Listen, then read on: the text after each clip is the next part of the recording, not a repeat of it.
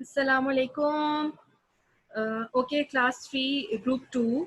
As earlier today in our math class, you were unable to see the lecture and you were unable to hear as well, as all you could see was a black screen, and you were unable to hear anything. So I am recording this lecture just for you. So starting off with the name of Allah, in the name of Allah, the most beneficent, the most merciful. Bismillahir Rahmanir Rahim. Okay, let me first introduce myself. My name is Rida Amna and I will be your math teacher for the online classes till we meet in the school, inshallah. And your book that you're going to follow in this class will be this one and not the old one.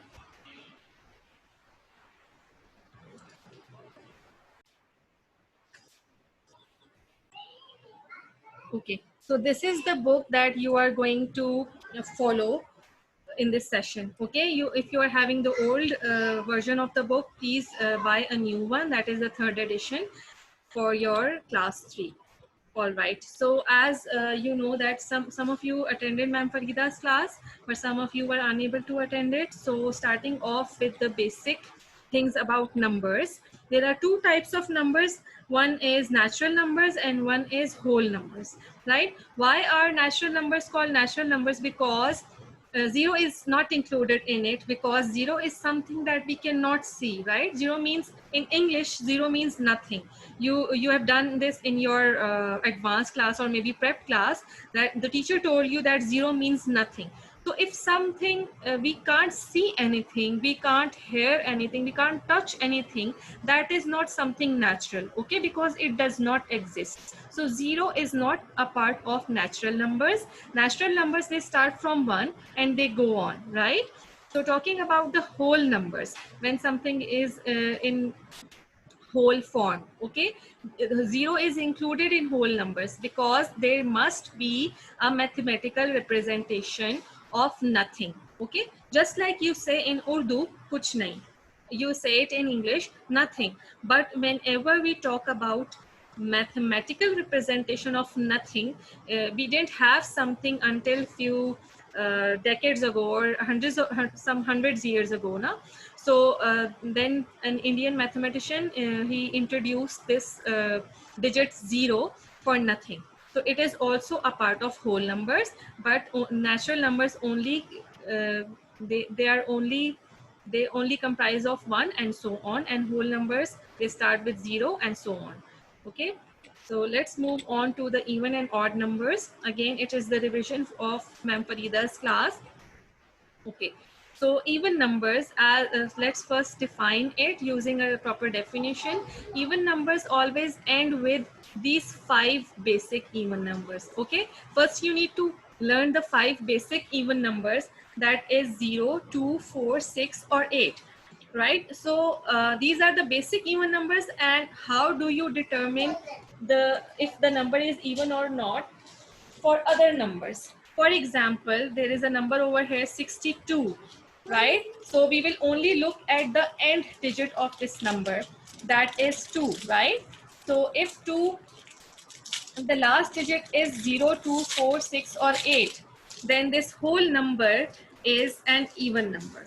Okay, so this last digit is 2, so this whole number will be considered as even number. Okay, let's look at another example, that is 76. Although the first digit 7 is not included in these 5 digits, the basic even numbers, but we will only look at the last digit, the end number, that is 6. It is a part of these 5 digits, the 5 basic even numbers. So we will consider this whole number as an even number. All right. So there is one more thing to determine, there is one more rule to determine whether a number is even or not. That is, the even numbers, they are exactly divided by 2. It means that you can exactly divide them by 2, or you can also find them in the table of 2. Okay, so these are the few tips to find whether a number is even or not.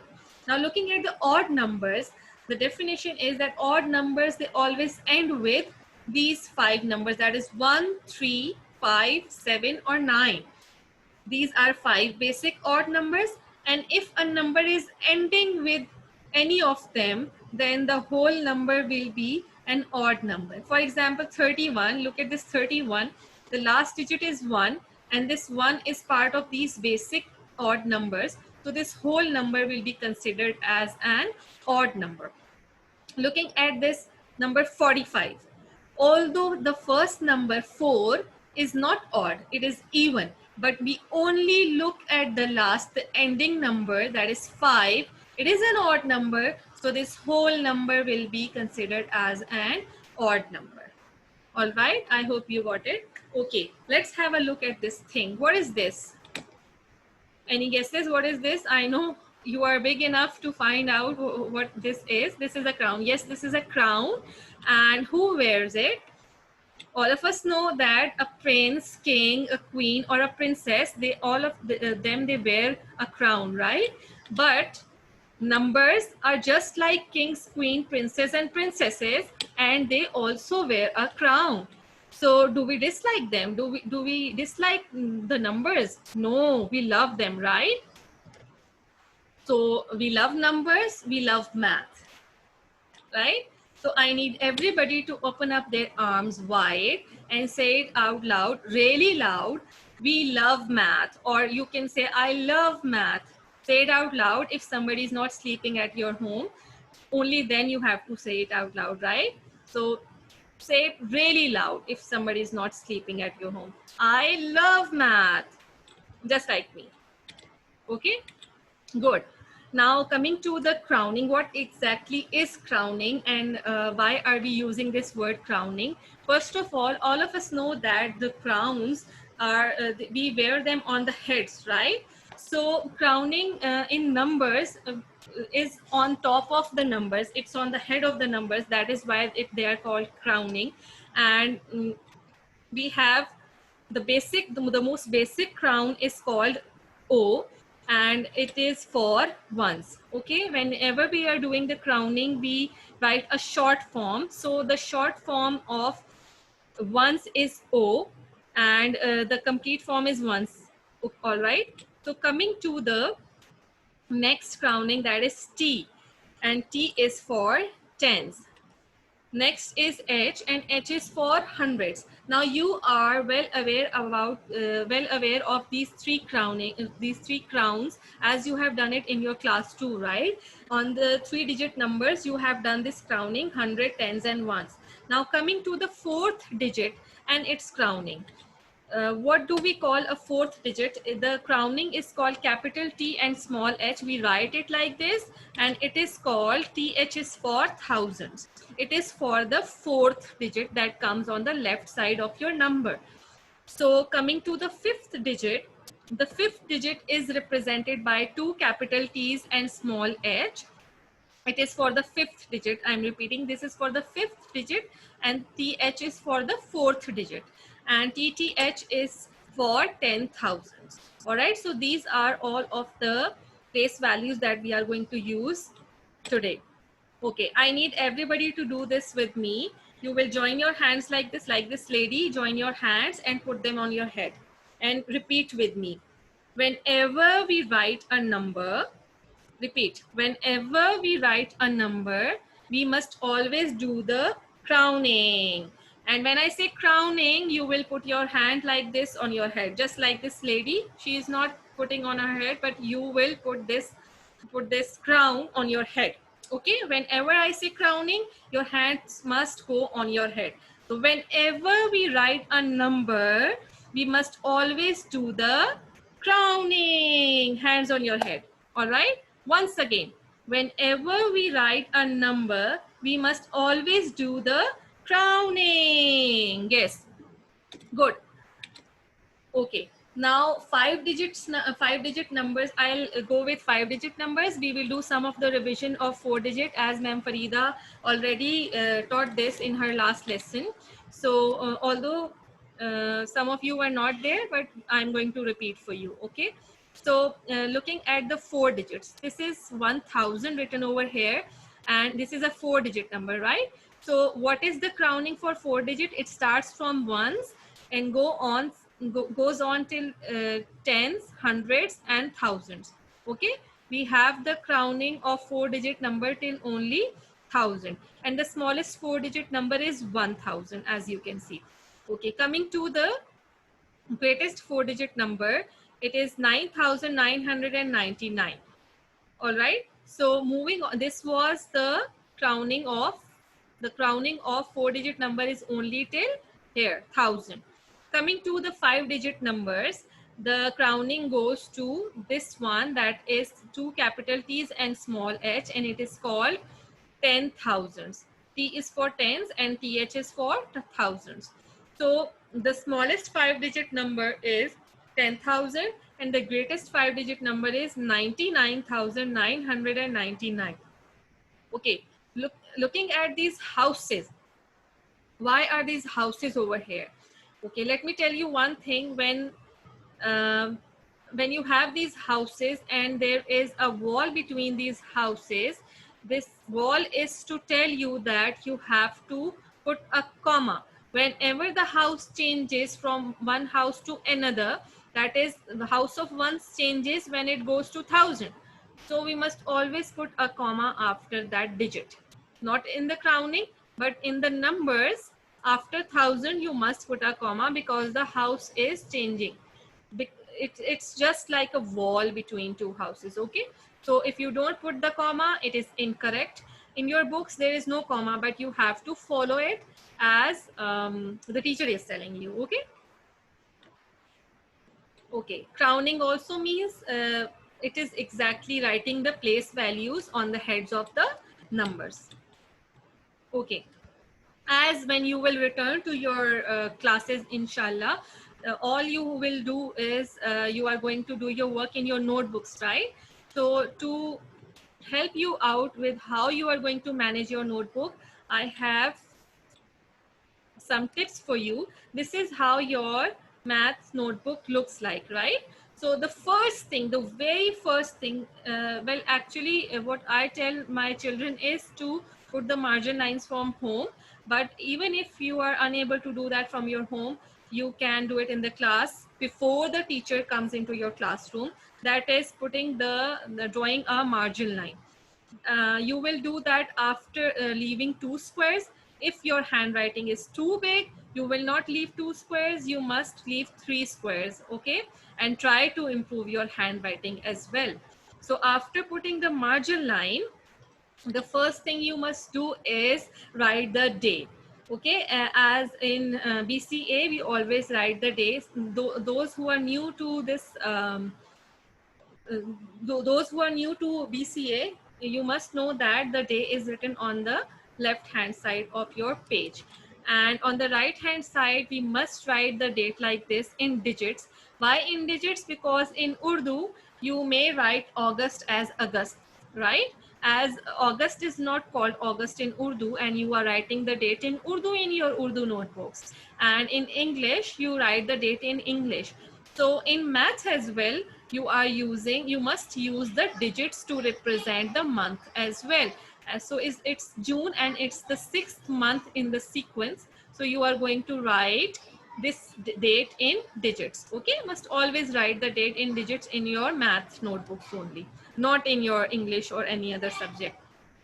Okay, what are you going to do with your margin lines? Inside the margin lines, the first thing you are going to add is your topic, and then comes your reference. Okay, our topic is numbers, so I have written numbers, and the reference is the book pages that we are following today. They are page number 10 and 11, and the exercises are 1 and 2 on these pages. Okay, the subtopic, the main topic that we are going to discuss today is 5-digit numbers and their names. Okay, they are number names or the spellings of the numbers. They are also called the spellings of the numbers, or you can also say that it is they are the number in words. Okay, but in the question in your book, the question is written in the form of write the names of these numbers. Okay, names means how do we write them in words. Okay, I'm explaining the question once again. when you look at this question, write the names of these numbers. Okay, so you will write, it means that you will write the numbers in words. Okay, this is your part A to do today. So a few minutes earlier I told you that whenever we write a number, we must always do the crowning. And while you say the crowning, you move your hands to the top of your head like a crown, right? You must always do this so that you don't forget that you are going to do the crowning first. And how do we start our crowning? It always starts from ones and tens, and it goes on to hundreds, thousand, and 10,000s. Okay, so the fourth place value is called 1000, and fifth place value is called 10,000. You will look at the number of digits over here, and then you will start the crowning from right side. So your crowning will be correct. Okay, never start your crowning from the left side. Always start your crowning from the right hand side, so that you go in a proper sequence. Okay, now let's start with the answer. Okay, whenever we are having a single house, this is 10,000, this is 1,000, although numbers are different, right? But this whole house is of thousands. So you will, this is also having 1,000, this is also having 1,000. So you will not write 1,000 two times, because you don't say it 2,000 two times. All right, you say it as 45,000. So you will never write 40,000 and 5,000 separately. So these both are, they are coming under the house of thousands. So you will write 45,000 one time. Okay, this will be called 45. You will not call it 40,000 and 5,000. You will say 45,000, and you will write it as well like this.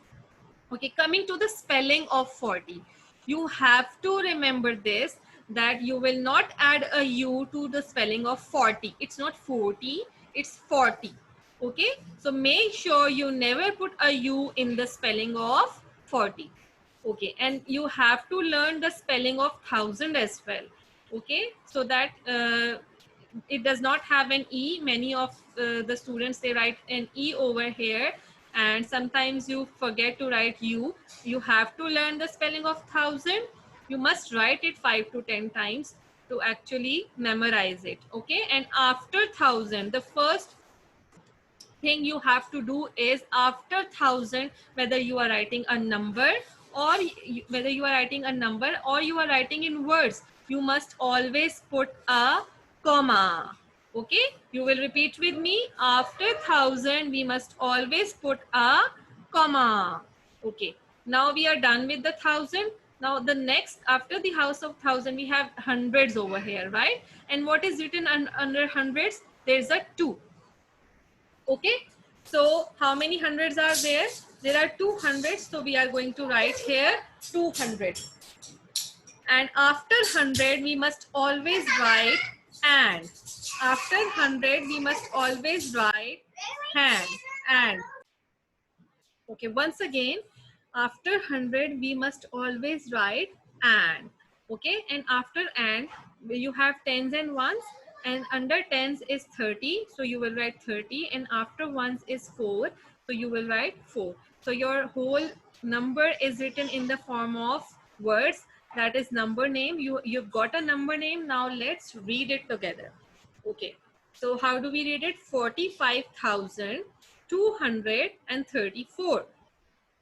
All right, so let's recall some of the rules of writing the number names. That is, after hundreds, we must always write and after thousands, we must always put a comma.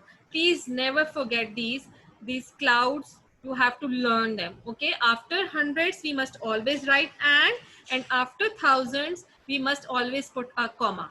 Sometimes these are we miss these, we don't write these sometimes. That I will tell you later when do we do that. Okay, but majority of the time we must always write and after 100, and we must always put a comma after 1,000. Okay, looking at part B, here we have a number. Again, the first thing we do when we write a number is crowning, right, with the action. So here is the crowning starting from ones, tens, hundreds, thousand, and 10,000. Now look at the answer. Okay, under this we have two types of thousands here. This is 1,000, this is 10,000. Okay, and we will read this number together. Okay, because both of them are having thousands, so we will read this number together, not separately, and we will write it together. We will not write 1,000 two times. This is, which number is this? This is 98. Okay, NINETY. The spelling of 90 does have an E as well. Okay, NINETY, 90, and 8. You must know the spelling of 8. Okay, so 98,000. All right, over here I have not put a comma after 1,000. Why? Because 100 is having a 0. There are no hundreds over here, and we are going to write and according to the rule of English, when you are writing and, you don't put a comma. Even if you want to put a comma, that is also correct, but it's good not to put a comma because you are writing and with it. Okay, so whenever and is coming right after the 1,000, we can skip the comma. So there are no hundreds, so 0 hundreds, so we don't write them. 0 means nothing, so we will write nothing with 100, and we will write nothing for 100. Okay, we are not going to write 100 over here. Now after hundreds we have tens and ones, and what is this 17 called? This is called 17. We will not call it 1 tens and 7 ones, but we call it 17 in words when we are speaking when we are speaking about this number. Okay, moving on. Okay, let's start with the other number, that is 60,000. Now I will go around it quickly. The crowning is done. We must always do the crowning when we write a number.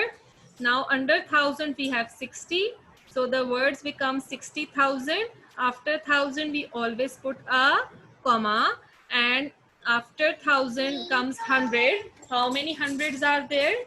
There are 600, so we write 600. And after 100 we must write and the tens are ones, they are called 66.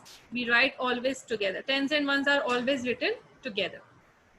Okay, talking about the next number, the thousands are 73. That is 73,000.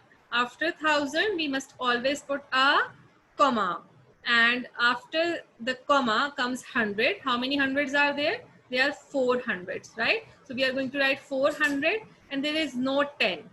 There is just a 5, that is 1. 5 ones are 5. So we only write 5 here. If there was a 1 over here under tens, we will write 15. If there would have been a 2 over here, we will write 25. But there is a 0 under tens, so this is 0, 5 is called 5. All right. So we are only going to write 5 over here. Okay.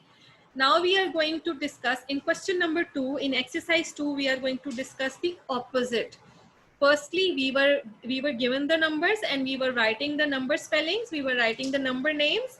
Now we will be given the number names and we will be asked to write the number that matches each name. And what was the rule? What do we do first? Before writing a number, we always do the crowning, a crown on your head. You will all, whenever I say crowning, you will put your hands on your head. All right. So here we have 14,000 and 41. Okay. All you have to do is look at this 1,000 first. Okay. So how many thousands are there? 14,000. So your first two, when you are writing the number, you don't start from ones. You start from left hand side. Okay. So 14,000 is there. You write 14, and on top of that, these are 2 digits. On top of 4, on the right side of your 14, this is 1,000, and the left side will be 10,000. Okay, you will automatically do the crowning, as per the name of the number. This is 14,000. So you will write 14, and on the right hand side you will write 1000, and then you will write 10,000. Okay, after 1000 we must always put a comma in the numbers as well. Okay, when you are putting the comma in the number names, you will put the comma in the numbers as well, not in the crowning, in front of the digit. Okay, it is written after 1000 and before and. Can we see any 100 over here? We cannot see any 100. It means that 0 does not exist. And in math, I told you earlier that in math, if there is nothing, if something does not exist, it is called a 0. So although we have to do the crowning, we will not skip the crowning of 100. Okay, the crowning is always there. It's just that if you can't see the word for it, the mathematical form of writing nothing is 0. So you can't see 100 over here, you will just put a 0 under hundreds, but you will do the crowning of hundreds over here, right? So after and we have 41. After and there is always tens and ones. So 40 is 4 tens are 40. So you will write 4 here, and 1 is for 1. Okay.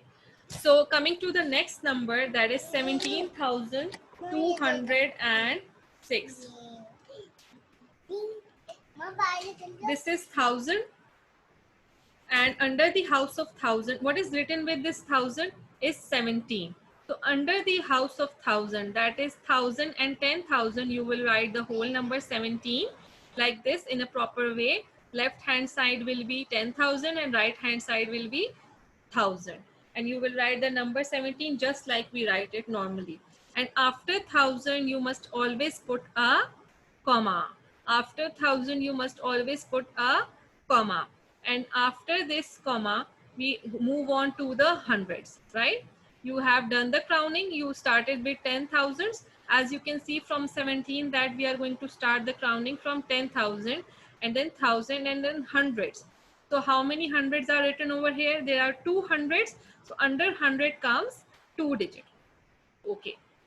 And 200 after 100 we always write and there is 6. It's just a 6. Okay, it is not a 2-digit word, right? It is not a word of 2-digit number. So there is only 6, and 6 is ones or tens. It is not 60. If it was 60, then we would have been written 6 over here. Okay, so this is only 6, so it is ones. If it was 60, it would have been tens. So writing 6 under ones, so there is nothing for tens over here. And in math, nothing means you will write a 0. There is no tens over here, so you are going to just put a 0. Now, next part, 36,000. Then again, you will do the crowning for 2-digit thousands, that is 1000 and 10,000, and you will write 36 down. And after 1000, you must put a comma. And after the 1000 house comes the hundreds. And how many hundreds are written over here? It is written 700. So we will just write a 7 under hundreds and 15. Now this 15 is a 2-digit number. So it means that you have tens as well and you have 1 as well. So this 15 will just come under tens and ones. Coming to the next number, 89,800. Okay, now we have 1000 written over here. We will do the crowning, and the 89 is a 2-digit number, right? So you will write 89, and the crowning for a 2-digit thousand is 1000 and 10,000. So we will write 89 and the crowning is 1000 and 10,000. And after 1000, we must always put a comma, just like here. So after 1000 comes 100. 100 is written over here, right?